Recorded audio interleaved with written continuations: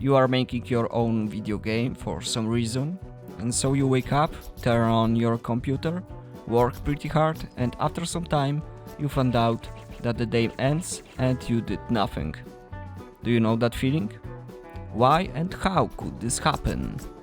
Maybe you tried to do something but it was a failure and you dropped the idea, or maybe there is so much work that you didn't know what to do first. Or maybe you spent all your time on designing your game for a month. Or maybe you watch funny cats videos all the time. There are so many possible reasons of your failure and so many possible things that you can do to success.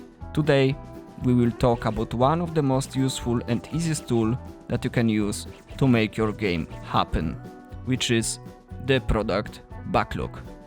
Let's start. In the dark ages of software development, professional companies were struggling with the same problems that you are struggling right now. After some time, some smart people found out an approach that they named Agile, along with implementation like Scrum, Kanban, XP, and many more. A lot more. We'll try to adapt Agile to the workflow of indie game developer that is also working full-time in the other job and raising the kid. The Product Backlog is the best option to start, so we will try to do this. To show the difference between the Product Backlog and the to-do list, we will work on my game as an example. Let's say that we have an unfinished game that we would like to finish. As a solo indie developer, you have to act as a both of the production parties. The product owner, representation of the business needs, and the developer, responsible for implementing these needs. In order to start making a product backlog at this stage, product owner has to know what he wants and where he is right now. Assuming that you know what you want, you should play the game at the current stage and write down everything that you would like to add, improve or fix. Let's try it out. I don't like how the controls are shown to the player. Write it down. I don't like the sound effects. Write it down. Sometimes sentences are overlapping each other. It has to be fixed. Write it down. Dialogues should be more funny. I want this game to be funny. Write it down. Player should be able to check how his current weapon works. Write it down. Dungeon should be less linear. I would like to have more Metroidvania elements. Write it down. There is no description of the spear. Write it down. I don't like the graphic effects of the attacks. Write it down. I would like to see more content, more enemies, more weapons, more power-ups, more dungeons, more quests. Yeah, big one. Write it down. Bastion design is not unique enough. Write it down. Dungeon spawn spot would be better. Write it down. Same for the dungeon floor end. Write it down. There is nothing that indicates stunned enemies. Write it down. There is no boss fight. Write it down. And yeah, looks okay for now. What we have here is a to-do list. Let's change it into the product backlog. One of the problems that Agile is trying to solve is the problem of constantly changing requirements. Our goals today may be different than few months later. To fix this problem, we will set a milestone, along with the goal that we want to achieve. For me as the product owner, the next most important milestone will be creating the demo version that could be shown to public. Let's make it our next goal. Now it's time to prioritize this list.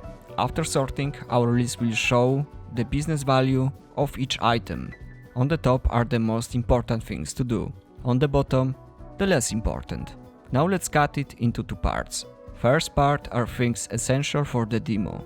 Second part are things for the future. These things will probably change. We have the list of things to do, and now the developer has to estimate how hard these tasks are. At this moment, you probably have no idea how to solve each of these problems, and it's okay.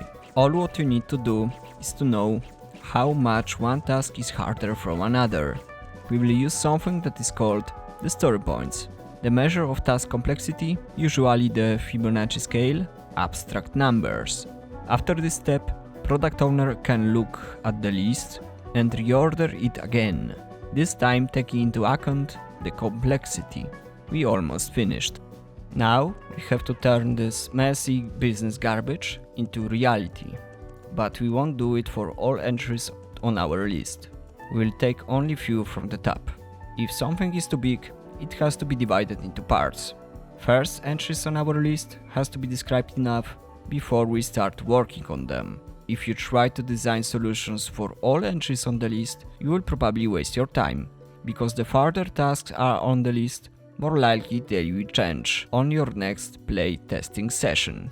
On the other side, if you don't describe what to do before doing it, you will waste your most productive hours on designing instead of doing. Respect your time. Now, I think that you see the difference between the to-do list and the product backlog. When you compare this approach to the more mature frameworks like Scrum, you will ask some questions. For example, why there is no time boxes?